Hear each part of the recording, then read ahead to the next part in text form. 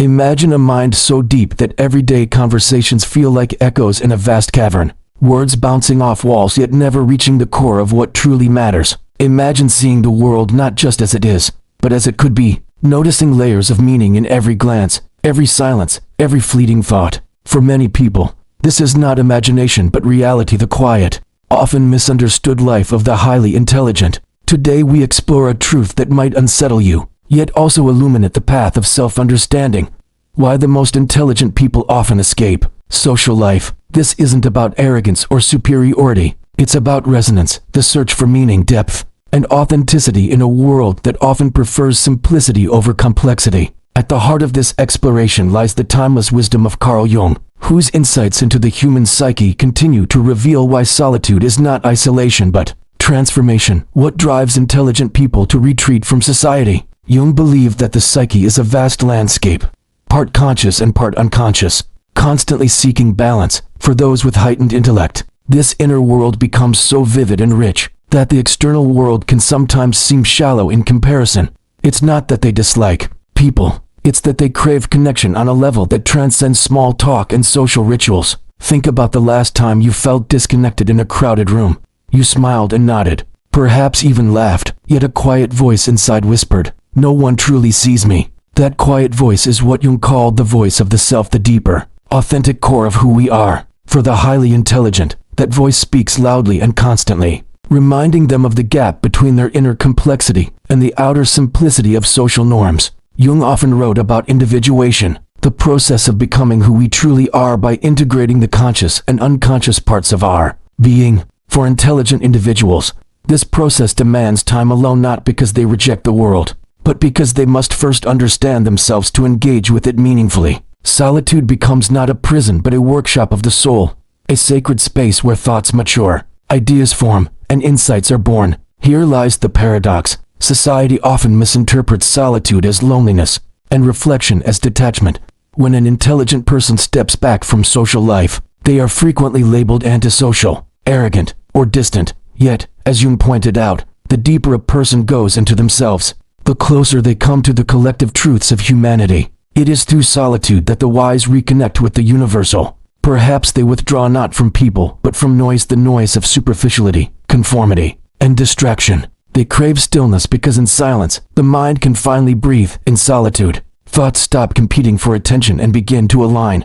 It is there that true creativity, understanding, and peace take root. Jung's concept of introverted intuition helps us understand this further. He described it as a type of perception that looks inward, seeing patterns and possibilities invisible to the external eye. Those dominated by this function, often the philosophers, scientists, and artists of our world, are drawn toward the inner life.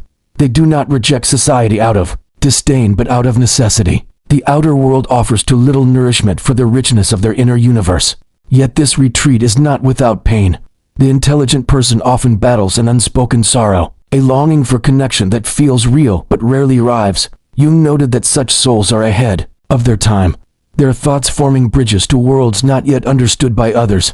They walk a lonely path, but not a meaningless one. There is a quiet danger hidden within solitude, a shadow side that even the most intelligent minds cannot escape. The same mind that reaches for the heavens can, in isolation, descend into its own abyss. Carl Jung understood this intimately. He knew that the deeper one travels into the psyche, the more one encounters forces both creative and destructive. Solitude sharpens thought, but also amplifies emotion. It can lead to clarity or breed despair. For many intelligent individuals, what begins as a peaceful retreat from superficiality can gradually become a prison of the mind. The absence of social noise reveals the raw voice of the unconscious, the part filled with unresolved fears, doubts, and memories. Jung warned that without self-awareness, the thinker risks becoming a victim of their own intellect. The mind left unanchored begins to spiral inward, feeding on itself. Thoughts turn into obsessions, insights into isolation, reflection into rumination. Human beings, no matter how intelligent, are not designed to exist entirely within the boundaries of thought. Jung wrote that one does not become enlightened by imagining figures of light, but by making the darkness conscious. True growth does not come from escaping the world, but from confronting the parts of ourselves that resist it. The more intelligent we are, the more intricate our inner world becomes, and the greater our responsibility to bring that world into balance. Imagine the mind as a vast ocean. Solitude allows us to dive beneath the surface, exploring depths where truth and creativity dwell. But stay too long underwater, and you begin to lose sight of the surface of air, of light, of connection. Many great thinkers faced this paradox. Friedrich Nietzsche found immense insight in solitude, yet his later writings echo with the pain of distance from others. Vincent van Gogh saw beauty no one else could see, but that same vision left him tormented. What separates the enlightened solitary from the lost one? The answer, Jung would say, lies in integration. The goal is not to abandon society, but to return to it transformed to carry the insights of solitude back into the human world. Jung saw this as the hero's journey of the psyche, descending into the underworld of the self, facing the shadow, and emerging with wisdom to share. The intelligent often find comfort in observation rather than participation, preferring the safety of analysis to the vulnerability of connection. But this detachment, while intellectually satisfying, can starve the emotional self. Jung emphasized that the psyche thrives on relationship with people, with art, with nature, with something greater than oneself. Without those connections, the mind becomes sterile, no matter how brilliant. This explains why Jung insisted on the importance of symbols and rituals, those bridges between inner and outer worlds. He believed that art, dreams, and mythology were languages through which the unconscious communicates with consciousness. For the intelligent recluse, creative expression becomes a form of dialogue with the world. Writing, painting, and music are not merely hobbies, they are lifelines through which the solitary mind reestablishes contact with humanity. Solitude becomes alchemical. It transforms isolation into creation, pain into beauty, silence into revelation. Jung called this the transcendent function, the integration of opposites within the psyche. When solitude and connection, intellect and emotion, light and shadow merge, something higher emerges, wisdom.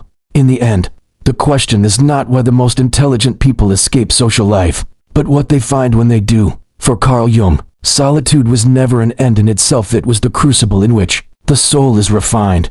The escape from society is not about turning away from humanity. It is about rediscovering it at a deeper, more authentic level. The retreat of the mind is only meaningful if it leads to a return of the heart. Jung's central idea was that the purpose of life is the realization of the self, the totality of our being, the union of all opposites within us. This realization cannot be achieved through constant distraction or external validation. It requires a descent into silence, a confrontation with one's inner depths. Solitude becomes the sacred space where this transformation occurs. We live in a world obsessed with connection, yet starving for meaning. People talk endlessly but rarely communicate. They share every detail of their lives yet feel unseen. In such a world, those who step back appear strange, even threatening. But Jung would argue that these individuals fulfill a necessary role. They are the dreamers, the philosophers, the healers of the collective soul. Their solitude is not selfish, it is service. They retreat so they may bring back wisdom that society has forgotten how to find. When an intelligent person embraces solitude consciously, it becomes a mirror of transcendence. In the silence, they meet the archetypes of the psyche, the wise old man, the anima, the shadow, and learn to integrate them.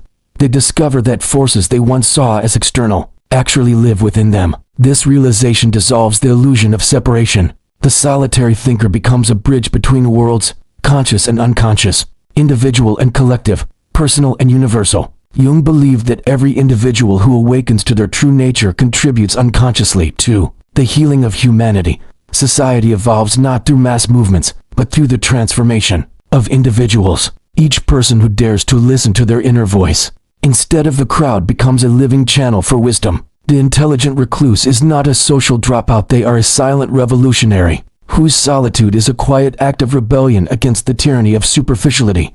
Here lies the most powerful revelation. The goal of solitude is not isolation but integration. The ultimate purpose of escaping social life is to return to it as a more complete being. The intelligent person must eventually re-enter the world, not to lose themselves again in noise, but to share the light they found in silence. Jung compared this to alchemy, the process of turning lead into gold. The lead is the confusion and fragmentation of ordinary life. The gold is the wisdom and unity born from solitude. Yet gold only has meaning when offered to others. So if you are someone who often feels detached from the world, who finds meaning in silence and craves depth in a culture of distraction, understand that this does not make you strange or broken, it makes you awake. Your solitude is not an absence of love. It is a different form of it. It is the space where truth can breathe and the soul can speak. The next time you find yourself alone, do not fear it. Do not rush to fill the silence. Listen to it. Within that silence lies the same truth that guided Jung and countless seekers across time. Only by daring to be alone can we truly learn to be with others. Perhaps that is the final gift of solitude. It teaches us that connection begins not with others, but within ourselves.